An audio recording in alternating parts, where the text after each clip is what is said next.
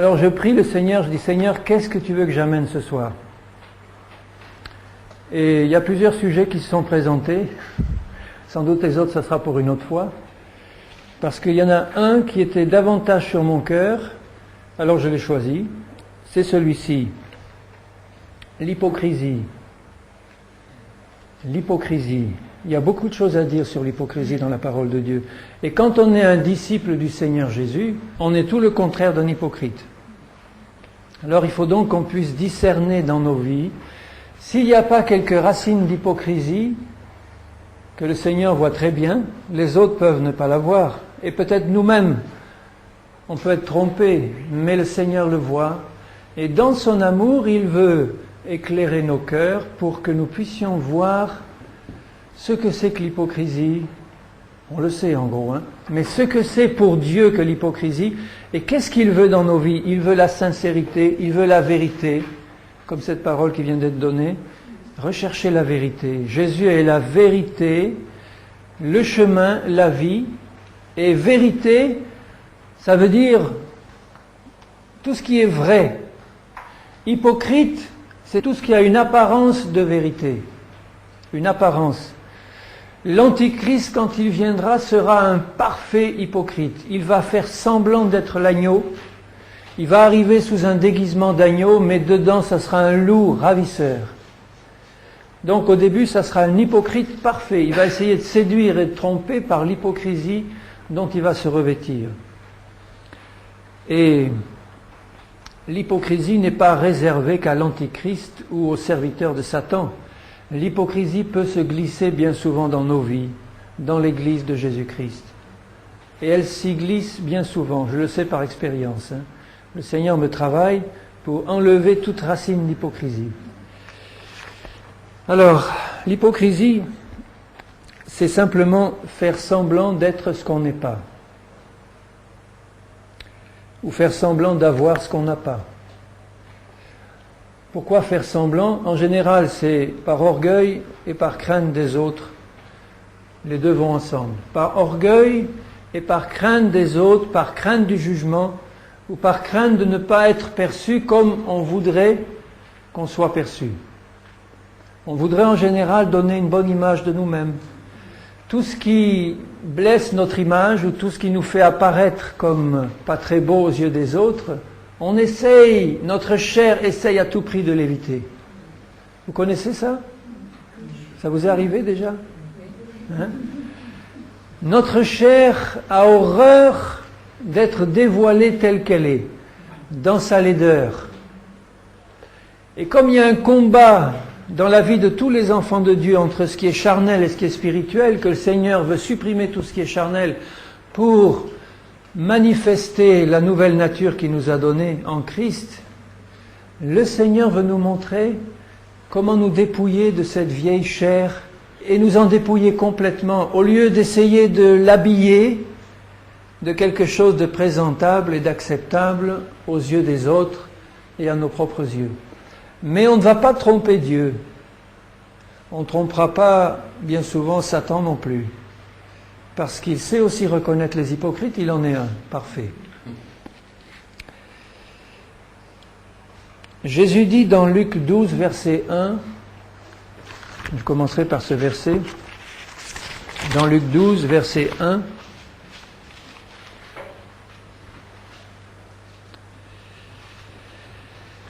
sur ces entrefaites, les gens s'étant rassemblés par milliers, au point de se fouler les uns les autres, Jésus se mit à dire à ses disciples.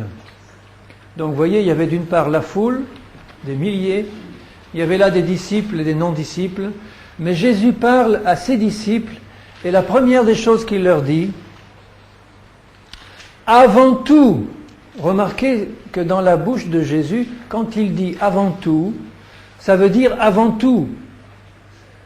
Donc, avant tout le reste, avant tout disciple, et nous sommes des disciples en formation, gardez-vous du levain des pharisiens, qui est l'hypocrisie. Quand Jésus est venu sur cette terre, il est venu en tant que Fils de Dieu, rempli de l'autorité, de l'amour du Père, manifestant toutes les qualités de Dieu, Dieu le Fils, venu en chair. Il a manifesté tout ce qui est parfait en Dieu, le caractère parfait de Dieu, le fruit parfait, l'amour, la puissance, rien, pas une ombre d'imperfection dans ce que Jésus était sur cette terre. Et il n'a pas été accepté par les siens, et en particulier par les pharisiens. Vous avez remarqué dans la Bible comment les pharisiens en général se sont opposés toujours à Jésus. Quelques-uns, comme Nicodème ou Joseph d'Arimathée, ont osé croire en lui, mais bien souvent c'était en cachette ou la nuit. Ils ont rarement accepté de payer le prix que ça représentait pour eux, de reconnaître ce Jésus-là comme le Messie. Eux qui étaient les chefs spirituels de l'époque, les chefs, et qui n'arrivaient pas à la cheville de cet inconnu de Nazareth qui faisait tant de miracles et de prodiges. Et eux qui étaient les grands chefs, les responsables, étaient remplis de jalousie. Ils étaient dans la chair de Moïse, ils prêchaient la parole qu'ils connaissaient par cœur, ils connaissaient toute la loi par cœur, et ils en avaient rajouté bien des choses, des commandements d'hommes, leur dit Jésus. Mais ce sont eux d'abord qui ont rejeté la vérité, qui ont rejeté le Seigneur. Donc chaque fois que nous avons un levain d'hypocrisie dans le cœur, qui était le levain des pharisiens, nous sommes en grand danger de repousser la vérité qui est en Jésus, ou quelque chose de la vérité. L'hypocrisie va nous empêcher de vivre dans la vérité, va nous empêcher de recevoir pleinement la vérité qui est Jésus. Jésus dit bien, avant tout, gardez-vous. Donc il fallait que ses disciples soient sur leur garde pour éviter de se laisser contaminer par l'hypocrisie. C'est donc possible pour un disciple de Jésus de se laisser contaminer par l'hypocrisie. Non seulement c'est possible, mais ça arrive très très fréquemment. Dans Matthieu 6, Jésus dit beaucoup de choses sur les pharisiens. On va analyser un peu ce que Jésus nous dit sur les pharisiens. Comme le levain des pharisiens, c'est l'hypocrisie, en voyant comment se comportaient les pharisiens, on va comprendre si ces choses peuvent se trouver dans nos vies aussi. Et elles sont quelquefois subtiles. Dans Matthieu 6, Jésus dit au verset 1er, « Gardez-vous ». Il reprend ce mot « gardez-vous ». Ça veut dire « faites bien attention de ne pas faire ce qu'ils font ». Gardez-vous de pratiquer votre justice devant les hommes. Voilà un premier aspect du levain des pharisiens. Ils étaient ceux qui pratiquaient leur justice devant les autres pour en être vus, pour l'apparence. Autrement, vous n'auriez point de récompense auprès de votre Père qui est dans les cieux. Lorsque donc tu fais l'aumône, ne sonne pas de la trompette devant toi, comme font les hypocrites, afin d'être glorifiés par les hommes. Vous voyez la motivation qui était dans le cœur de ces hommes. Il n'y a rien de mal en soi à faire l'aumône. Il n'y a rien de mal en soi à pratiquer ouvertement la justice. Mais eux le faisaient avec un cœur qui avait une mauvaise motivation. Ils le faisaient pour être glorifiés par les hommes. Ils avaient besoin de la reconnaissance des hommes. Ça, c'est très sérieux comme risque. Bien souvent, et en particulier les responsables, comme eux, les pharisiens, c'étaient les responsables. Bien souvent, les responsables recherchent à être glorifiés par les hommes. C'est ce qui peut souiller tous les ministères. Ça, c'est le désir secret d'être reconnu par les hommes. On peut tous avoir ce désir-là, à quelque position qu'on soit. Hein. Et la chair, elle a ce désir d'être reconnue par les hommes. Ils reçoivent leur récompense. Quand tu fais l'aumône, que ta main gauche ne sache pas ce que fait ta droite, afin que ton aumône se fasse en secret, et ton Père qui voit dans le secret te le rendra. Là, la motivation est pure. Évite d'en parler, évite de dire les bonnes choses que tu as faites, évite même de les montrer aux autres tant qu'il est possible, afin que tu ne perdes pas ta récompense et que ton Père te récompense au jour de la rétribution. Vous voyez qu'il faut avoir un cœur d'enfant pour faire ça, parce que vous remarquez que les enfants, les petits-enfants n'ont pas d'hypocrisie. Ils ne pensent pas au jugement des autres. Ils vont vous regarder droit dans les yeux pendant 5 minutes, sans baisser le regard ni rien. Ils craignent pas le jugement des autres. Ils ne cherchent pas à se faire mousser devant les autres. Ce n'est qu'en grandissant qu'ils prennent cette mauvaise habitude parce que le péché est dans la chair. Mais un tout petit enfant, il s'en moque de ça. Soyons comme des petits enfants. Quand vous priez, ne soyez pas là comme les hypocrites qui aiment à prier debout dans les synagogues et au coin des rues pour être vus des hommes. Alors vous voyez les deux motivations que Jésus donne dans cette première partie, c'est pour être glorifié par les hommes, pour être vu par les hommes.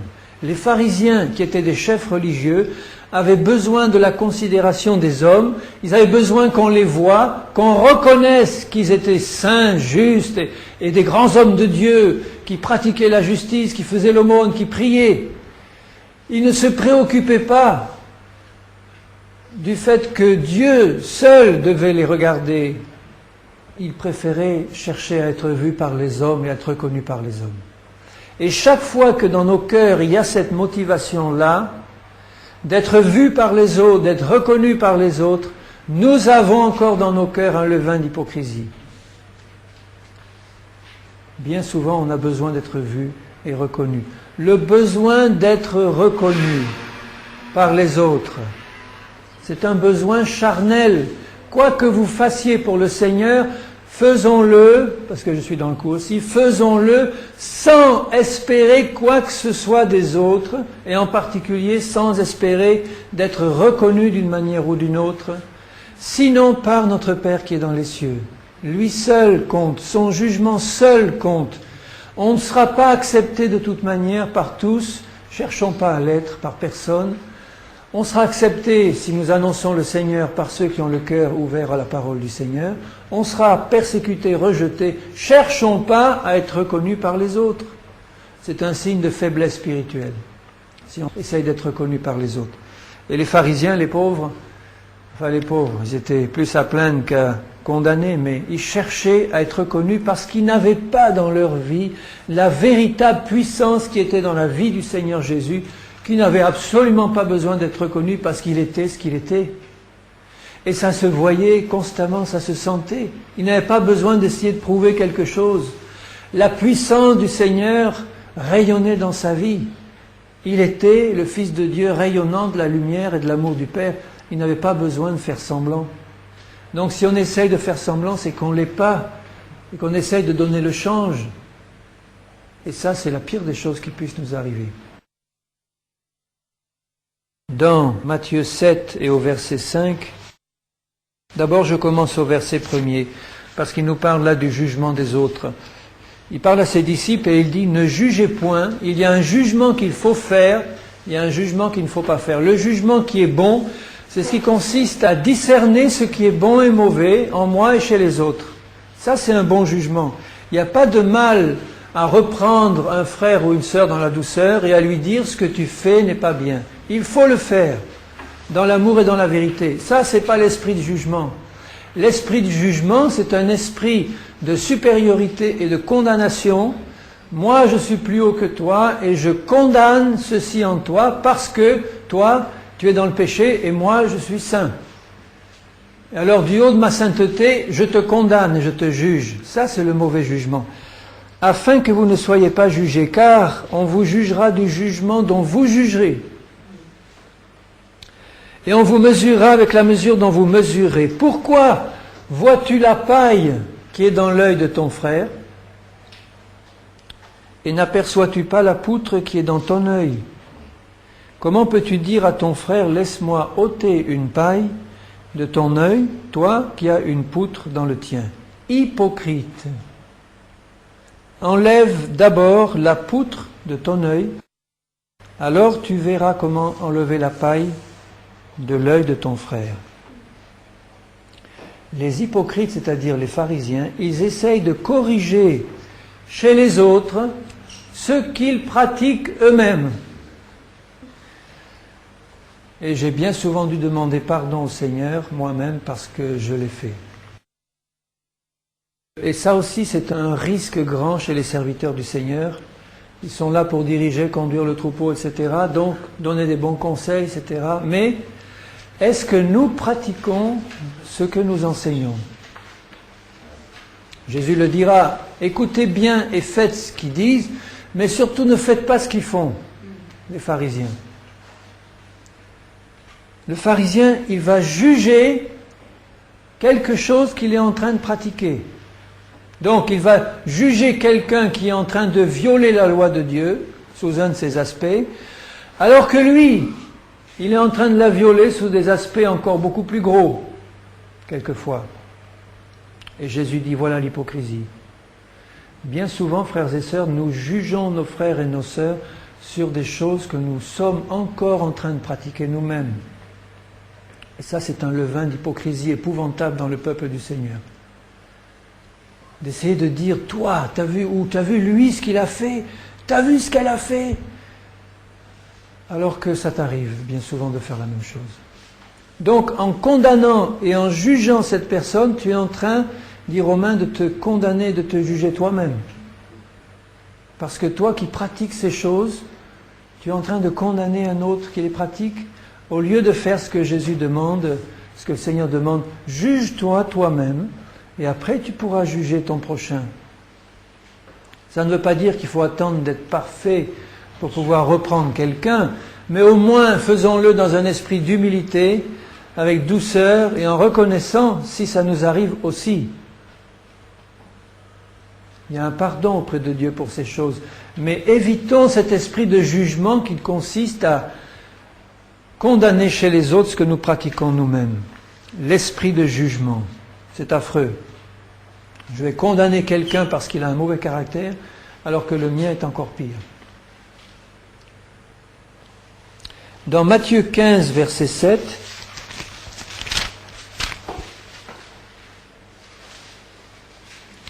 c'est aussi un passage sur les pharisiens et les scribes. Je commence au verset 1er pour voir le contexte. Les pharisiens et les scribes vinrent de Jérusalem auprès de Jésus et dirent, « Pourquoi tes disciples transgressent-ils la tradition des anciens ?»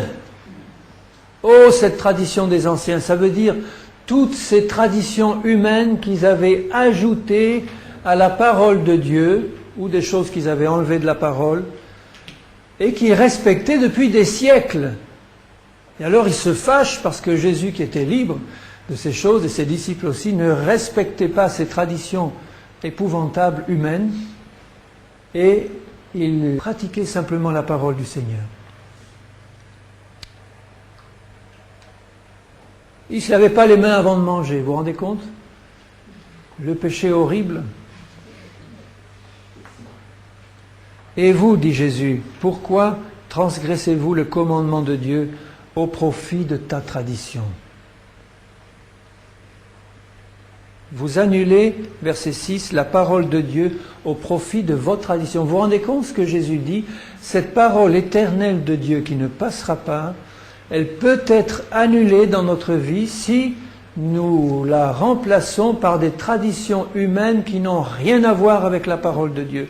Donc là, c'est tout l'aspect religieux de la vie de l'Église, ces traditions qui se sont accumulées, quelles que soient les dénominations. Vous pouvez les citer toutes, elles auront toutes leurs traditions. Les uns baptisent en avant, les autres baptisent en arrière. Enfin, je prends que ça comme exemple.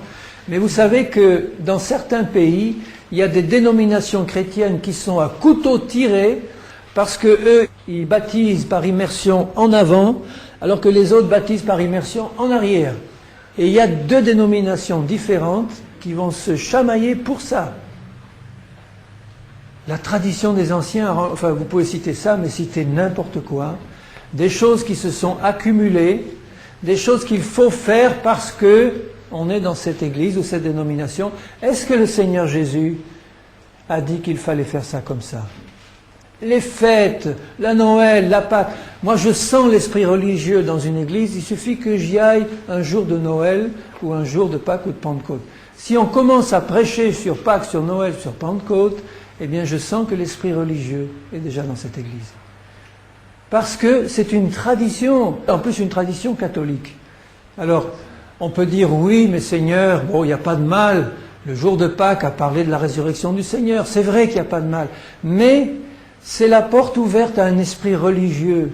Il n'y a aucune raison non plus de ne pas parler de la mort de Jésus le jour de Pâques, de sa résurrection le jour de Noël. Ne soyons pas dépendants des fêtes des hommes que les hommes et que les fausses religions ont mises en place. Quand je rentre dans une église un jour de Noël, que je la vois toute peinturlurée de guirlandes, d'arbres de Noël, tout ça, je me dis, les pauvres, ils sont sous un esprit religieux et ils ne s'en rendent pas compte. Donc c'est un fardeau.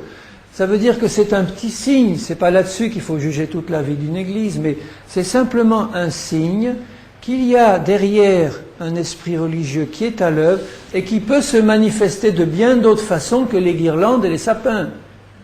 Ça va se manifester par des traditions humaines qui remplacent la parole de Dieu et qui créent une ambiance d'hypocrisie. Un autre exemple simple d'une attitude religieuse qui ne reflète pas la vérité. Bon, on est par exemple là 10 minutes avant une réunion, on parle, on bavarde, on est dans la cour ou dans le hall, on discute, etc. Et on plaisante, on rentre dans la salle et puis tout à coup, silence, on est dans la salle, on est dans l'église. Alors on n'entend plus un chuchotement, on est là, dans la présence. Mais dehors, on n'est pas en présence de Dieu, alors que dedans, on serait dans la présence de Dieu. C'est de l'hypocrisie, ça. Dieu est aussi présent dans la cour ou dans mes paroles à la fin du repas ou à n'importe quel autre moment de ma vie qu'au milieu d'une église ou d'une salle. Donc, si je me comporte différemment alors que je suis dans une salle au milieu de mes frères, différemment qu'un quart d'heure avant alors que j'étais dans le hall, où j'étais en train de faire quelques plaisanteries un peu douteuses ou autre chose, et puis que j'entre ici, alors là, je prends le masque religieux. Alors là, on est dans la réunion et ça, c'est l'esprit religieux, les traditions humaines. Vous croyez que le Seigneur ne veut pas enlever ça de nos vies pour nous faire respirer un air de liberté? J'aurais aimé être, comme quelqu'un le disait, là, quand Jésus était sur cette terre, avec lui, en train de parler avec ses disciples et les réunions qu'il tenait. Ça devait être la vie à l'état pur. La vie à l'état pur. Sans ce carcan religieux qu'on trouve dans bien de groupes et des églises chrétiennes. Sans ce carcan. Là où est l'esprit, là est la liberté. La liberté, non pas de faire n'importe quoi, mais la liberté d'entrer dans ce que le Saint-Esprit veut nous faire faire. Le Saint-Esprit est souvent ligoté par nos traditions humaines. Non seulement on annule la parole, mais on empêche le Saint-Esprit d'agir. Il est comme une colombe. Il se retire et il attend qu'on en ait fini avec nos traditions humaines. Et quand on en aura fini, il va reprendre la direction. Seigneur Saint-Esprit, pardonne nos traditions humaines, pardonne notre hypocrisie, laisse Seigneur ta vie se manifester au milieu de nous et au milieu de tes enfants. Et dans cette liberté, on va respirer. Alléluia Seigneur, donne-nous cette grâce. Dans Matthieu 23, 15, Matthieu 23,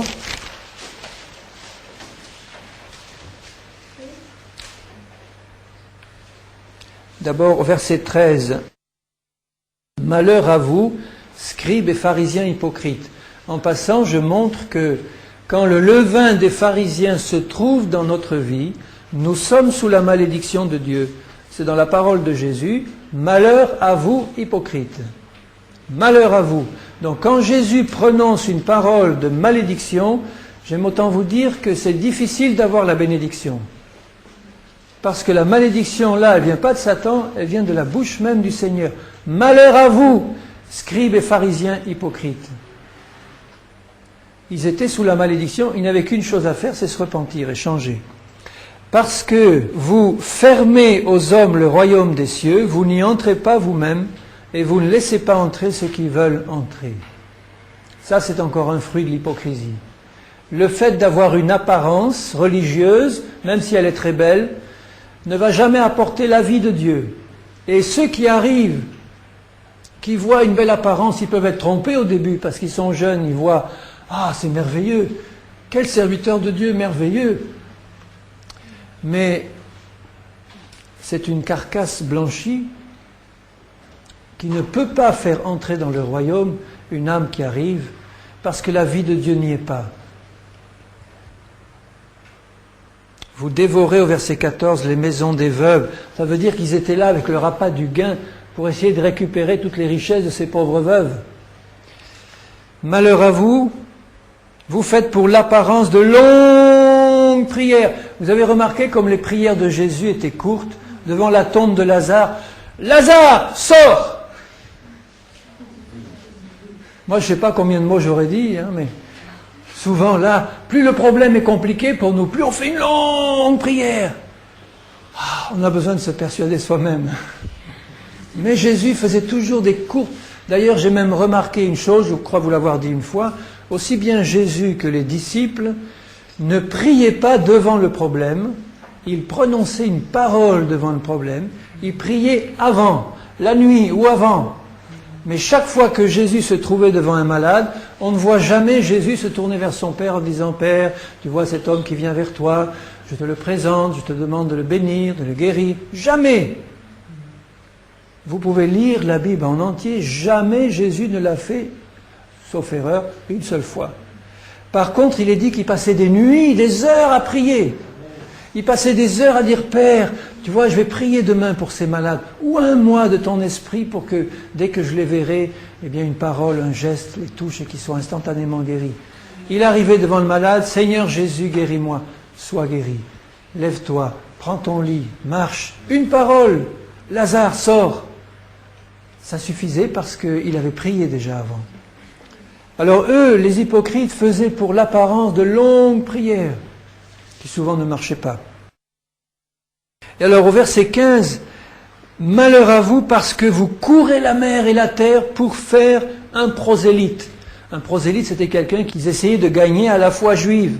Mais nous, en tant que chrétiens, nous pourrions aussi faire la même chose et faire en tant qu'hypocrites beaucoup d'évangélisation, beaucoup de réunions d'évangélisation, beaucoup de missions d'évangélisation. On va essayer d'attirer des milliers d'âmes au Seigneur. Ils vont venir.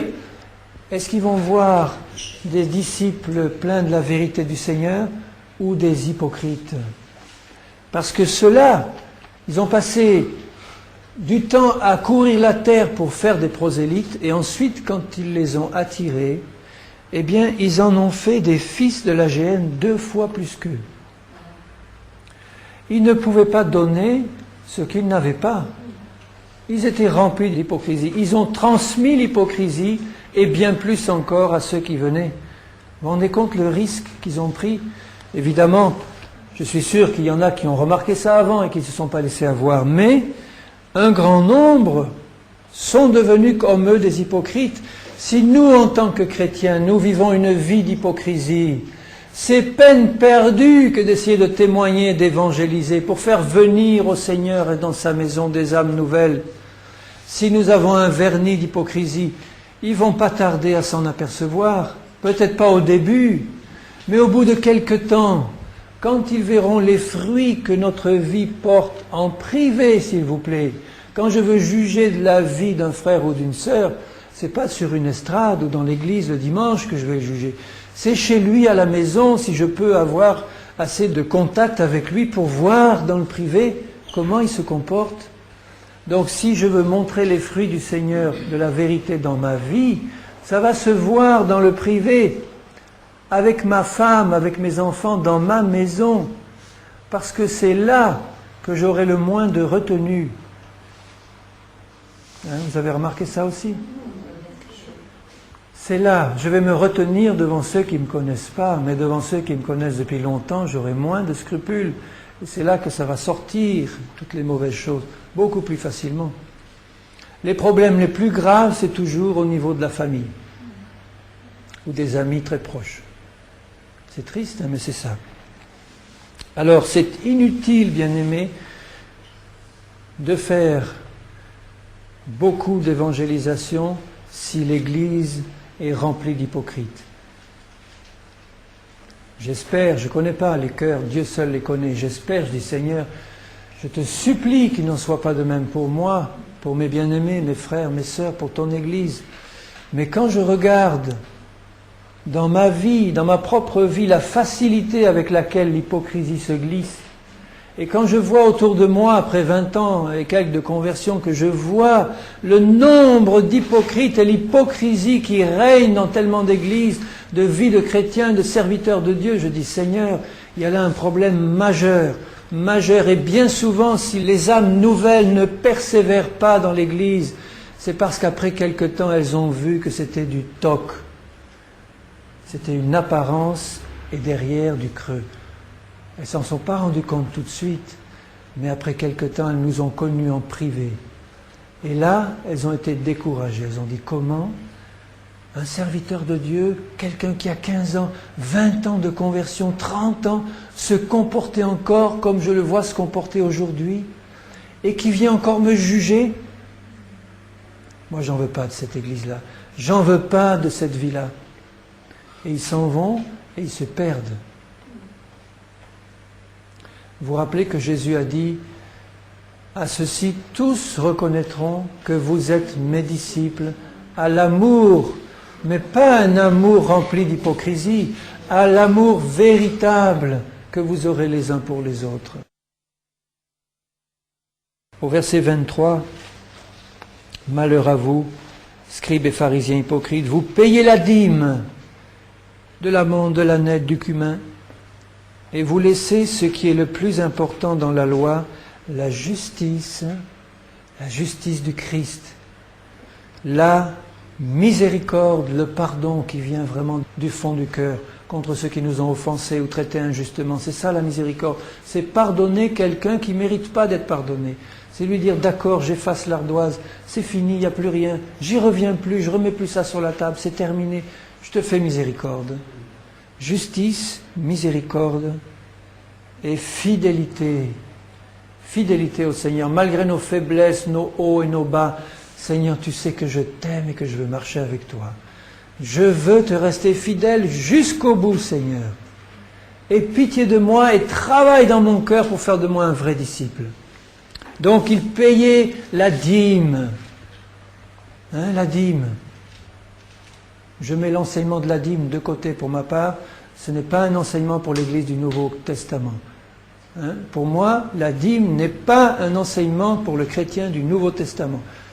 Excusez-moi si je vous choque, mais c'est quelque chose qui était sous la loi et même avant la loi, bien avant.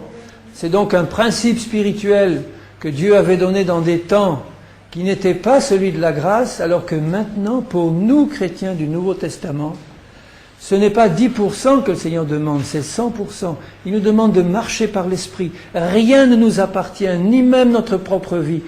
J'ai vu des chrétiens qui donnaient leur dîme à la virgule près, après impôt, et puis après ils étaient contents. Le reste, c'était quelques offrandes supplémentaires. Mais ce n'est pas ça la vie du Nouveau Testament. Le Nouveau Testament, c'est marcher par l'Esprit pour que le Seigneur me dise jour après jour ce que je dois faire de tout ce qu'il m'a donné et qui lui appartient. De ma propre vie, je vais donner 10%. Si je donne 10% de mes ressources, j'aurais tendance à donner 10% de ma vie, de mon temps, etc. au Seigneur. Mais le Seigneur demande du 100%, bien-aimé. 100% de mon argent, 100% de mon temps, 100% de mes loisirs, 100% de tout ce que je peux faire. Que tout soit conduit par lui. Amen. Vous croyez que c'est possible? Alléluia, c'est possible parce que Dieu le veut et il nous aidera à le faire. Donc eux, pour revenir au principe spirituel, en gros, ils faisaient tout ce qu'il fallait faire dans leur religion et ils oubliaient l'essentiel. De marcher par l'Esprit. De marcher par l'Esprit. Au verset 25, vous nettoyez le dehors de la coupe et du plat, bien astiquer le dehors. Et au-dedans, ils sont pleins de rapine et d'intempérance. La rapine, le besoin d'accumuler pour soi, c'est l'égoïsme, c'est le besoin d'être vu toujours, le besoin d'accumuler. L'intempérance, c'est l'incapacité de se contrôler d'une manière ou d'une autre. Les intempérants, ils ne peuvent pas se contrôler sur le plan de la nourriture, sur le plan de toute autre chose, ou des plaisirs de ce monde. Ils n'y arrivent pas, Eux, ils n'y arrivaient pas. Pour l'apparence, oui, mais dans leur vie de tous les jours, non, ils n'y arrivaient pas. Pharisiens aveugles, vous voyez que l'hypocrisie nous aveugle.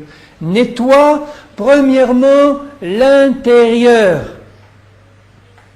Et le Seigneur s'adresse à nous tous. Si nous discernons qu'il y a une once d'hypocrisie dans notre vie, le Seigneur va nous prendre à part en disant, bien-aimé, je te demande de nettoyer l'intérieur de ta coupe, l'intérieur de ton plat. Je ne te permets pas de continuer à vivre dans cette hypocrisie qui est un danger pour toi et pour mon œuvre. Il faut que tu comprennes ce que tu as à faire. Nettoie d'abord l'intérieur. Nettoie l'intérieur. Repens-toi de cette hypocrisie. Et après tu pourras faire et penser à l'extérieur. Si l'intérieur est propre, il n'y aura aucun mal à changer l'extérieur. Donc tous ces problèmes d'habillement, d'apparence, de façon de s'habiller, de pantalons pour les femmes, de voile sur la tête, etc.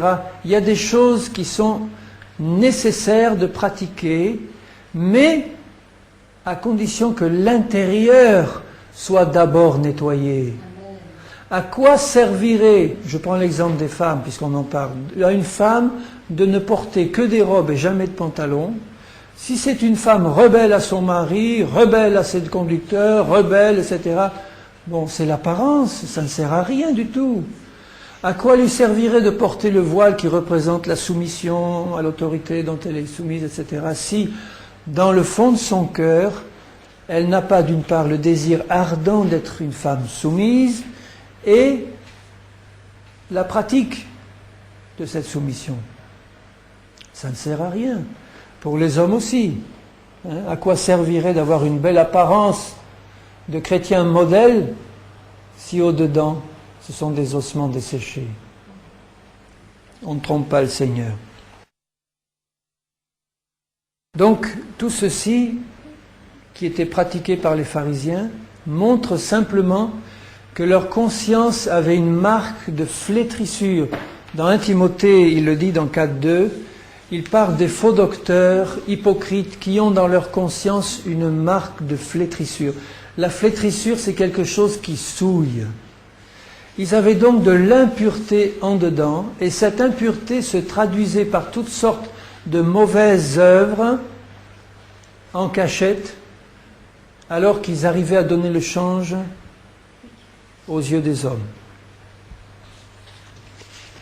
Leur conscience était flétrie. Pour nous chrétiens, quand Jésus dit « Faites attention à ne pas vous laisser contaminer par le levain des pharisiens », il emploie une image qui nous montre que le levain a la propriété d'avoir un tout petit grain qui fait grossir une bonne masse de pâte. Si on introduit un grain de levain dans une masse de farine, ça fait gonfler toute la masse. Si on laisse un grain d'hypocrisie entrer dans notre vie, ça va contaminer tout l'ensemble de notre vie chrétienne. Et pour nous chrétiens, il y a deux aspects sur lesquels nous devons veiller en particulier à ne pas laisser l'hypocrisie entrer, c'est l'amour et la sagesse. L'amour, tout le monde sait ce que c'est l'amour de Dieu. La sagesse, c'est avoir de Dieu la solution qu'il faut dans une situation difficile. Dans Romains 12, verset 9, après avoir donné le conseil d'offrir nos corps comme sacrifice vivant, Paul dit que l'amour soit sans hypocrisie, ayez le mal en horreur. Que l'amour au milieu de nous soit sans hypocrisie. C'est tellement facile d'avoir un amour hypocrite. Oh, bien-aimé frère, bien-aimé sœur, viens, il y a longtemps que je t'ai pas vu. Oh, je pouvais l'éviter celui-là.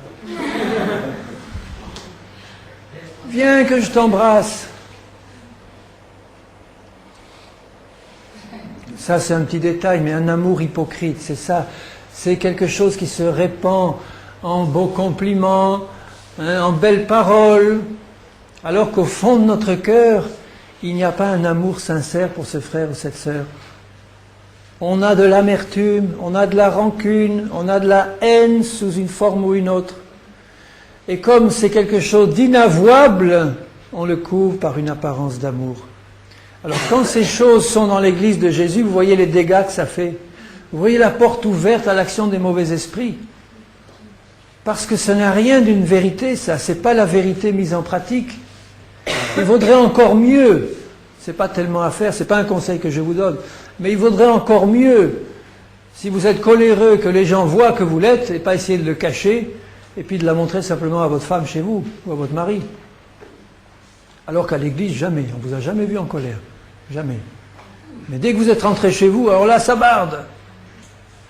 Il vaudrait mieux que vous piquiez une bonne colère devant toute l'église et qu'on voit que vous êtes coléreux. Au moins, on pourra prier pour vous.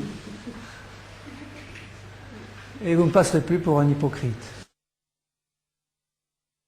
Dans Jacques 3, 17, la sagesse d'en haut est premièrement pure, ensuite pacifique, modérée, conciliante, pleine de miséricorde et de bons fruits, exempte de duplicité et d'hypocrisie. Le Seigneur veut que nous soyons des disciples sages. Et le signe de la vraie sagesse du Seigneur, c'est ça. C'est la pureté, la paix, la modération, l'esprit de conciliation. On essaie d'être conciliant. Ça ne veut pas dire plein de compromis. Ça veut dire essayer de trouver un accord s'il est possible, tout en restant droit dans la parole du Seigneur. Pleine de miséricorde et de bons fruits, sans duplicité, hypocrisie. Duplicité, c'est pareil que l'hypocrisie, c'est caché alors que dedans, c'est autre chose. C'est caché, une apparence, la ruse. Donc la sagesse d'en haut est dépourvue totalement d'hypocrisie. Et comme le Seigneur veut que nous soyons des disciples pleins de la sagesse d'en haut, nous avons là aussi un moyen de contrôle pour savoir si l'hypocrisie est aussi dans notre vie ou pas. Parce que s'il y a dans notre vie un manque de pureté, un manque d'esprit pacifique, un manque d'esprit de modération et de conciliation, si nous n'avons pas ça, c'est bien souvent que l'hypocrisie s'y trouve aussi. Les deux vont ensemble.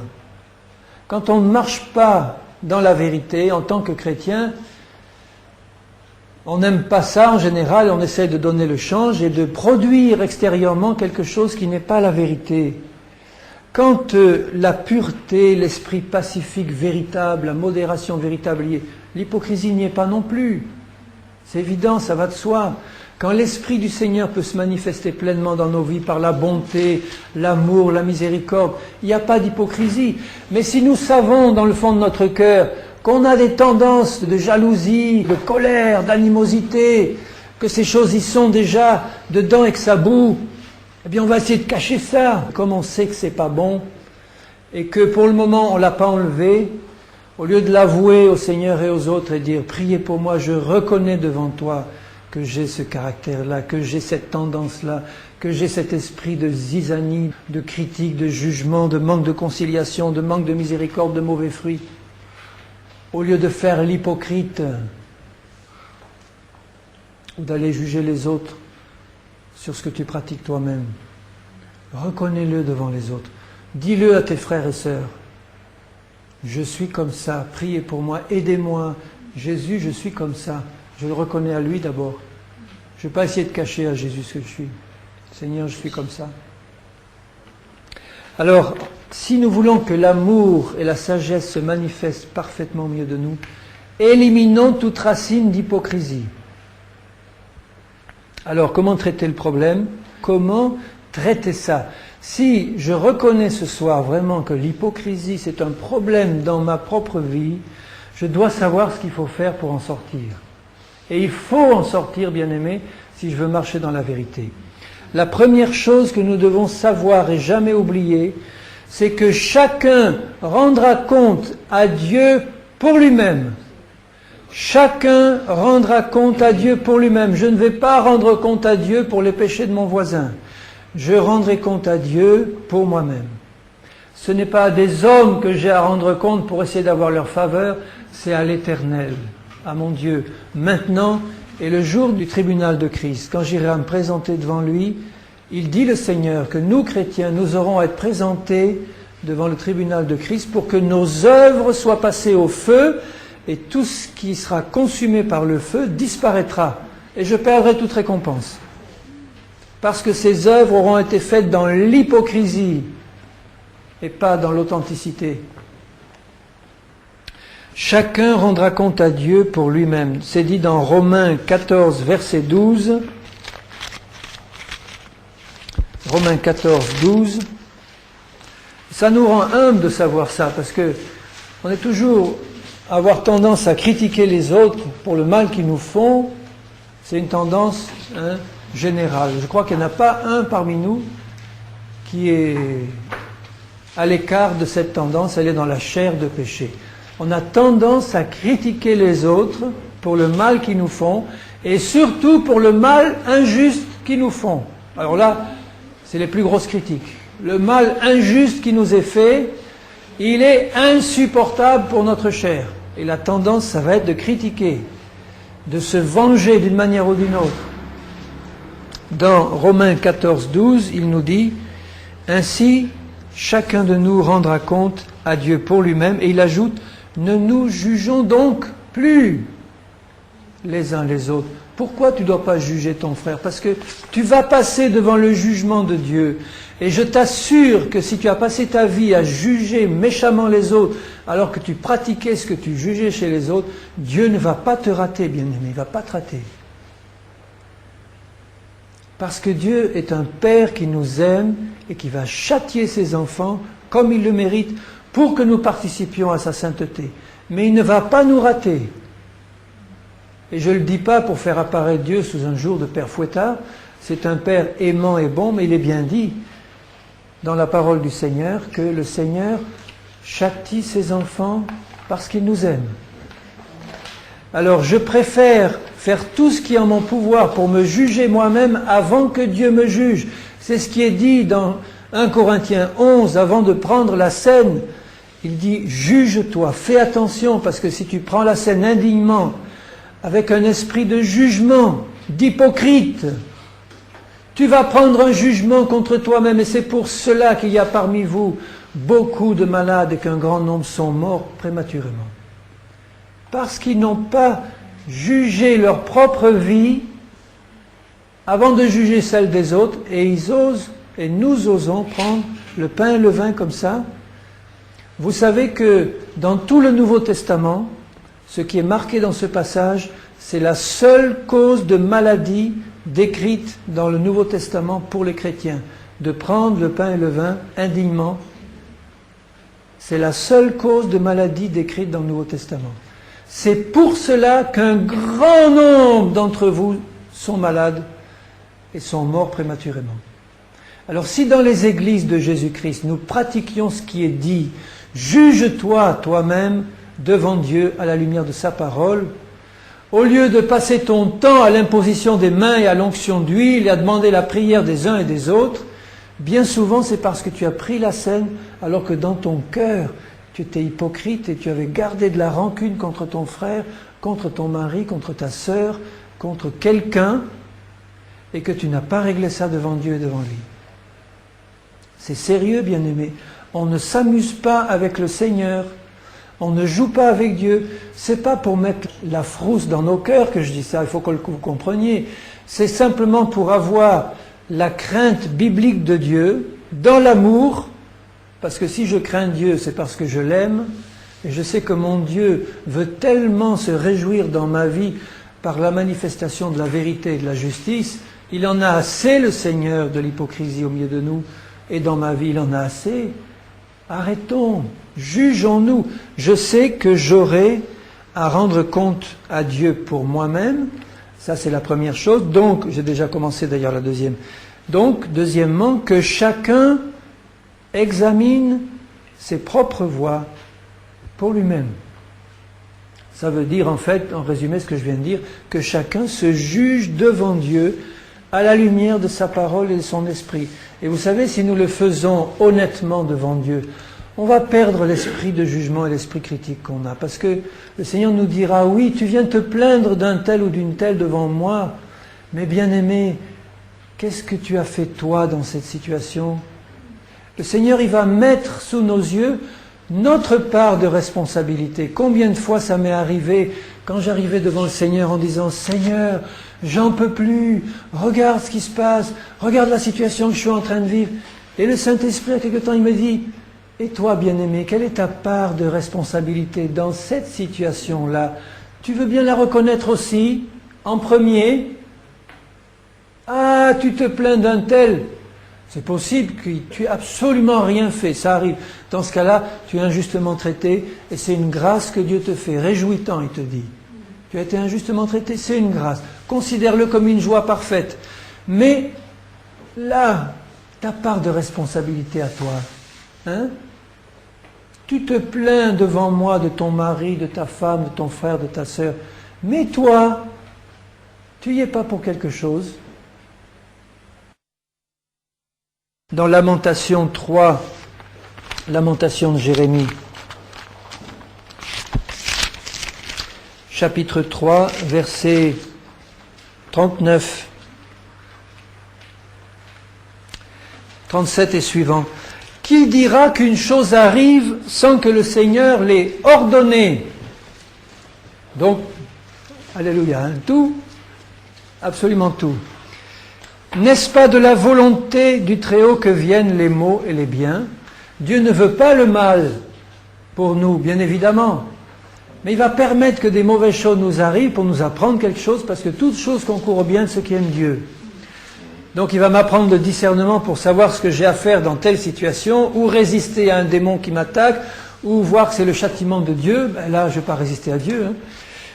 J'ai besoin de la sagesse du Seigneur, mais pourquoi l'homme vivant se plaindrait-il que chacun se plaigne de ses propres péchés? Recherchons nos voies et sondons-les, et retournons à l'Éternel. Élevons nos cœurs et nos mains vers Dieu qui est au ciel. Nous avons péché, nous avons été rebelles. Vous avez remarqué comment Daniel, Néhémie, Esdras prenaient sur eux et avec eux le péché de leur père. Seigneur, nous avons péché, nous avons commis l'iniquité. Seigneur, dans cette situation-là dont je souffre, montre-moi si je n'ai pas ma part de responsabilité. Montre-moi, Seigneur. Je ne veux pas commencer à me plaindre de quelqu'un si moi, dans cette situation-là, d'abord, je n'ai pas à me plaindre de mon propre péché dans cette situation.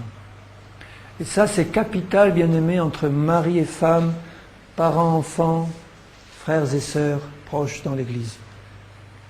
Que chacun se plaigne. Si on faisait ça, vraiment, si on avait ce réflexe, Seigneur, je vais être jugé pour mes propres œuvres. Alors Seigneur, je veux me sonder moi pour voir si en toute situation, je n'ai pas une part de responsabilité. Alors si le Seigneur me montre que j'ai une part de responsabilité, à ce moment-là, évidemment, la suite est simple. S'il me demande de me sonder, c'est pour me détourner de mes mauvaises voies.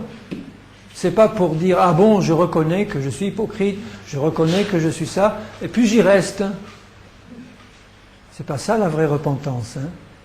La vraie repentance, c'est quand le Seigneur nous montre ce que nous sommes, c'est prendre une fois pour toutes devant Dieu, avec son aide, la décision ferme de changer, qu'à partir de ce jour, c'est terminé, Seigneur, j'ai pris la décision que ça ne se reproduira plus.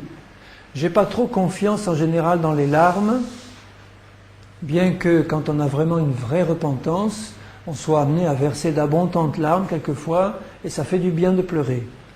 Mais quelquefois, les larmes ne veulent pas dire forcément qu'il y a eu une repentance profonde. Quand Jean-Baptiste dit à ceux qui venaient, race de vipères, produisez du fruit digne de la repentance.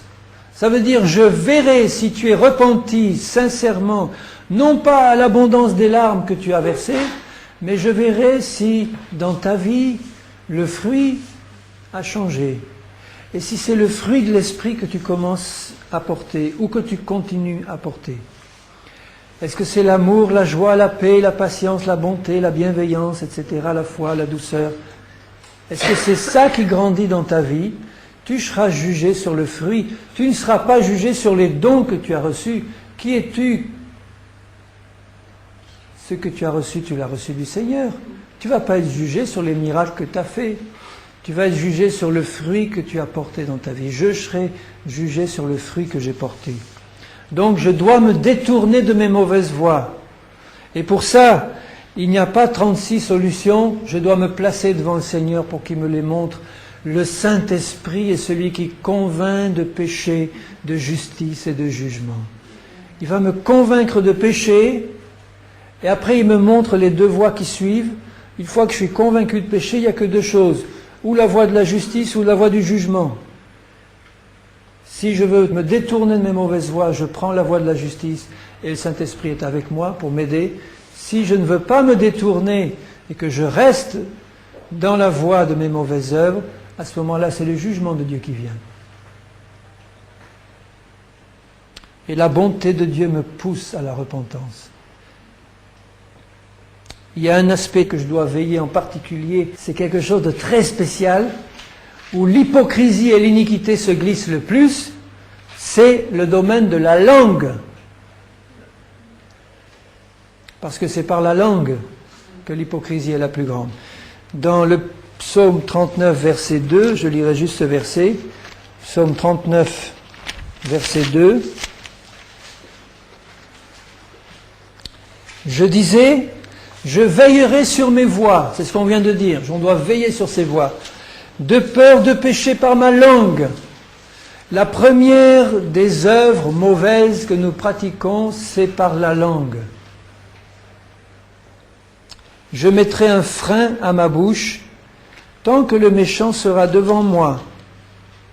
Je suis resté muet dans le silence, je me suis tu, quoique malheureux, et ma douleur n'était pas moins vive. Mon cœur brûlait au-dedans de moi, un feu intérieur me consumait, et la parole est venue sur ma langue. Éternel, dis-moi quel est le terme de ma vie, quelle est la mesure de mes jours, que je sache combien je suis fragile. Vous voyez, il avait compris, David, que malgré, c'était le roi, le prophète, le grand, il n'était rien du tout devant le Seigneur. Et lui disait, Seigneur, lui qui avait eu de si belles paroles, des psaumes si merveilleux, des prophéties si extraordinaires, mais je mets une garde à ma bouche parce que quand je suis appelé à veiller sur mes œuvres, c'est de peur de pécher par ma langue. Veillons en premier lieu sur notre langue, en tout premier. Tout premier.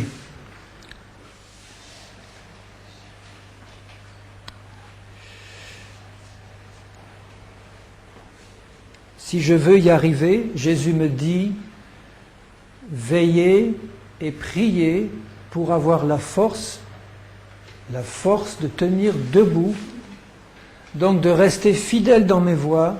Si je dois veiller sur mes voies, je dois veiller et prier pour que le Seigneur me garde debout. Il dit ça dans Luc 21, 36. Bon, je ne m'étends pas là-dessus, mais c'est capital. Si je ne passe pas du temps devant le Seigneur en disant, Seigneur, éclaire-moi sur ce que je suis. Montre-moi, Seigneur. Et moi, ça a été mon expérience de chaque fois, quand j'ai eu besoin de me présenter devant le Seigneur pour qu'il me montre quelque chose, il me l'a montré, bien-aimé. Et quelquefois, il m'a montré des choses que je lui demandais même pas, alors que je venais le prier pour toute autre chose, mais le fait de me trouver en sa présence, le Seigneur me disait, tu vois, je voudrais que tu règles ça dans ta vie. Je te montre ça, règle-le.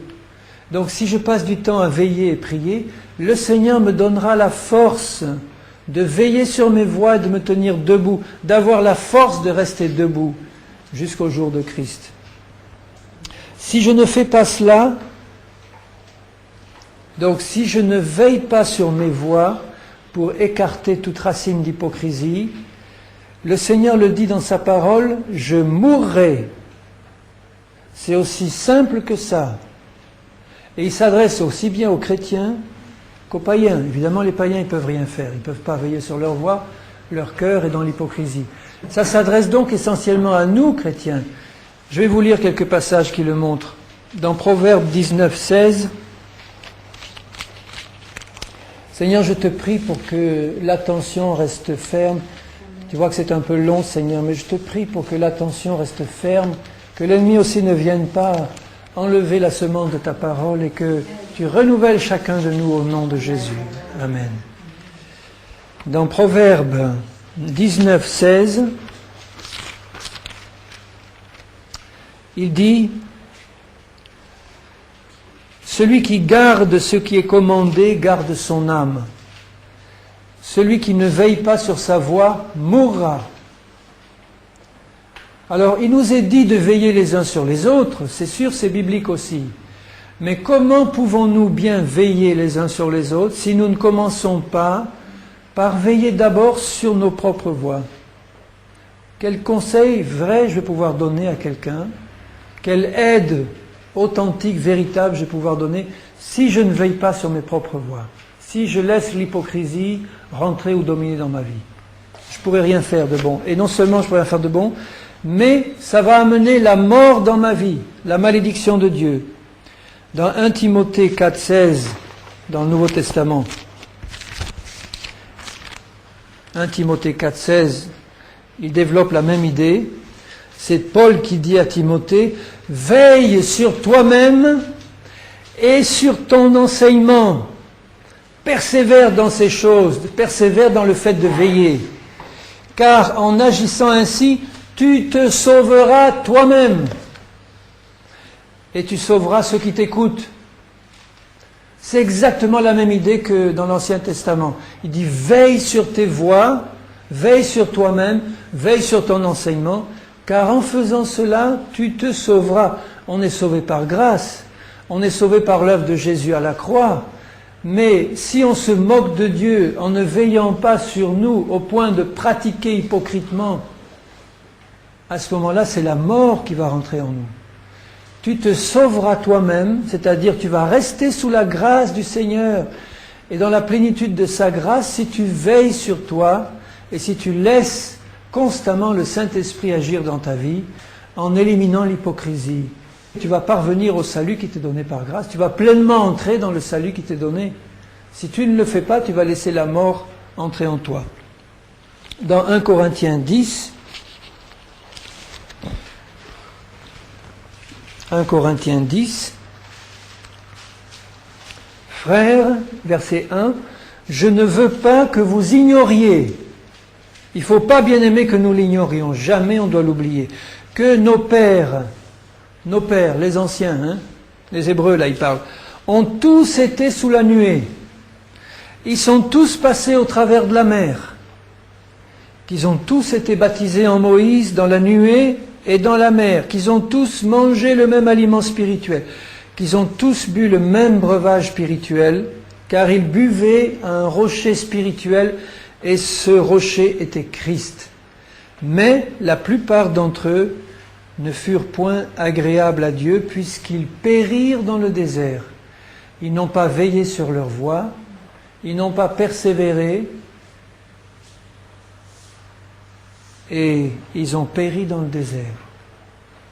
Ces choses sont arrivées pour nous, chrétiens, nous servir d'exemple. Vous voyez, ils ont tous été baptisés dans la mer. C'est la figure du baptême d'eau. Ils ont tous été dans la nuée, baptême du Saint-Esprit. Tous baptisés en Moïse, nous on dirait en Jésus-Christ. Alors vous vous rendez compte, des frères et des sœurs baptisés d'eau, baptisés du Saint-Esprit, baptisés en Jésus-Christ, dans la mort et la résurrection de Jésus, dans la plénitude du Seigneur. Ils n'ont pas été agréables à Dieu et ils ont péri dans leur désert parce qu'ils n'ont pas veillé sur leur voie. Alors pour donner le change, ils ont fait les hypocrites et ils ont péri.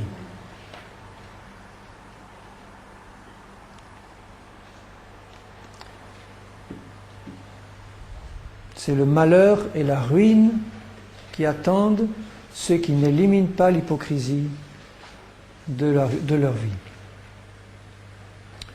Et après, là c'est ma conclusion, après seulement, quand on aura fait ça, je sais que j'ai à rendre compte moi-même devant Dieu. Je sais que j'ai à veiller sur mes voies d'abord, pour éliminer les mauvaises voies et marcher dans la vérité de Dieu, pour confesser mon péché au Seigneur, recevoir son pardon et marcher dans l'honnêteté, dans l'authenticité devant les autres et devant mon Seigneur.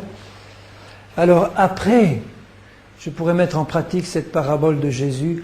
Après, je vais m'intéresser à toi, mon frère, ma sœur, mais vraiment, et je vais t'aider à enlever la paille qui est dans ton œil. Je vais t'aider à ôter la paille. Et ça va être fait comme Jésus l'aurait fait, sans esprit de jugement.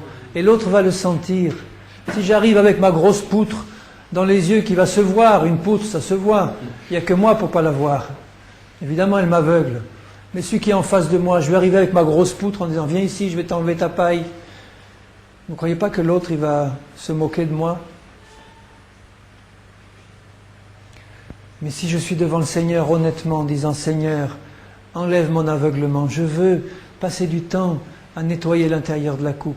Après, je vais pouvoir m'approcher avec miséricorde et compassion de mon frère et de ma sœur. Je vais lui dire, viens bien-aimé, tu as une petite paille dans l'œil. T'inquiète pas, moi j'avais une grosse poutre. Mais tu as une petite paille, je vais t'aider, viens. C'est plus facile d'aider l'autre à enlever sa paille.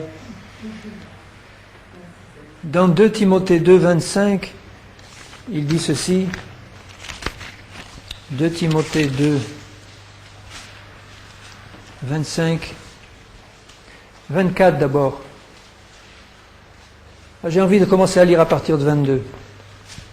Parce que c'est le dernier passage que j'ai. 2 Timothée 2, 22. Il vient de parler d'un vase d'honneur, propre, sanctifié, utile à son maître. Et il termine en disant, fuis les passions de la jeunesse et recherche la justice, la foi, la charité, la paix, avec ceux qui invoquent le Seigneur d'un cœur pur, donc d'un cœur sans hypocrisie, d'un cœur pur. Repousse les discussions folles et inutiles, sachant qu'elles font naître des querelles. Or, il ne faut pas qu'un serviteur du Seigneur ait des querelles. Et vous remarquez qu'il s'adresse en priorité aux serviteurs du Seigneur, parce que c'est souvent là qu'il y a le plus de querelles. C'est pas dit dans un esprit de jugement, mais c'est une constatation. Et il le dit exprès, à cause de l'hypocrisie qui règne. Il ne faut pas qu'un serviteur du Seigneur ait des querelles, il doit au contraire avoir de la condescendance pour tous, être propre à enseigner, doué de patience. Il doit redresser avec douceur les adversaires dans l'espérance que Dieu leur donnera la repentance pour arriver à la connaissance de la vérité.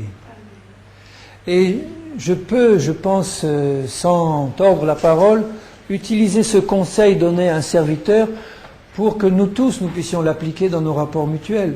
Si je cherche d'abord le Seigneur pour enlever la poutre qui est dans mes yeux, je vais pouvoir prendre mon prochain et je vais pouvoir le redresser avec douceur et avec amour.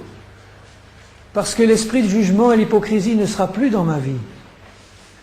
Et je ne vais pas être amené à lui taper sur le dos en lui disant « tu vois ce que tu fais ?»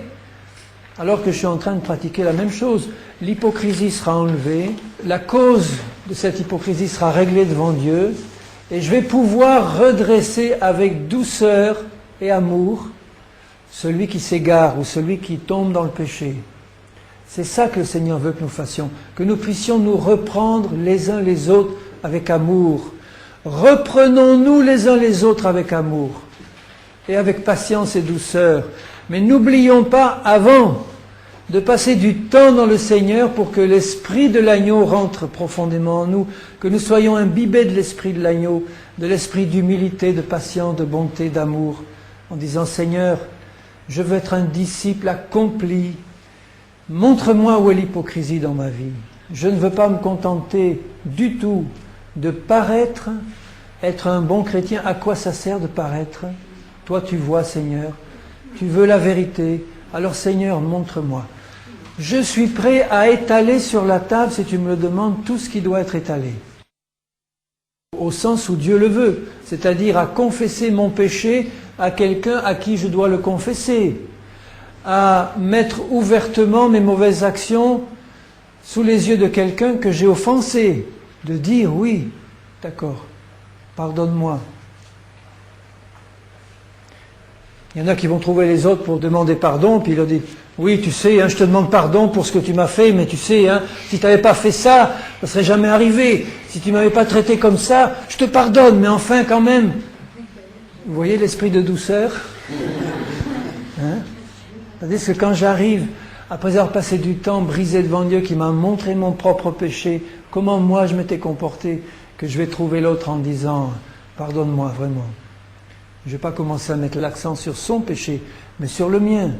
Et là, je vais amasser des charbons ardents sur sa tête, Et lui, il va être repris dans sa conscience et il va dire, mais oui, dans le fond, c'est vrai. Moi aussi, je te demande pardon. Seigneur, je te demande vraiment de tout mon cœur que tu fasses ce travail dans mon cœur. Seigneur, je désire que tout levain d'hypocrisie soit enlevé. Et je désire que tu me montres, Seigneur, partout où il y a une façade, quelque chose qui veut paraître, qui veut se défendre, qui veut se justifier devant les autres, Seigneur. Je veux que tu me montres de tout mon cœur, je te le demande. C'est une prière du fond de mon cœur, Seigneur. Trop souvent j'ai été hypocrite, Seigneur, devant les autres. Et Seigneur, je veux que ce soit ta vérité qui transparaisse dans toute ma vie, dans mes pensées, dans mes paroles. Que je puisse être utilisé par toi, Seigneur, pour être un instrument de miséricorde, pour pouvoir redresser avec amour, avec bonté, avec douceur, Seigneur. Je te prie pour mes bien-aimés qui sont ici. Fais cette œuvre dans chacune de nos vies. Donne-nous, Seigneur, dans nos cœurs, le désir de vérité qui est en toi. Seigneur, agis profondément, je t'en prie, pour que ton nom soit glorifié, pour que ton œuvre se fasse comme tu le veux, et pour que ceux qui sont autour puissent être attirés par la vérité qui est en nous, Seigneur, par quelque chose de vrai, d'authentique, qui rayonne, qui vient de toi. Seigneur, je te le demande comme une grâce de tout mon cœur, que ta vérité règne au milieu de nous, un amour sans hypocrisie. Au nom de Jésus, mon Père. Amen. Amen.